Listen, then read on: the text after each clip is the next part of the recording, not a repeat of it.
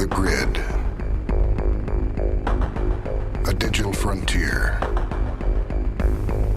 I tried to picture clusters of information as they moved through the computer.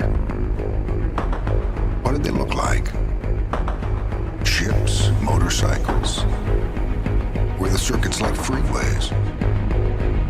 I kept dreaming of a world I thought I'd never see.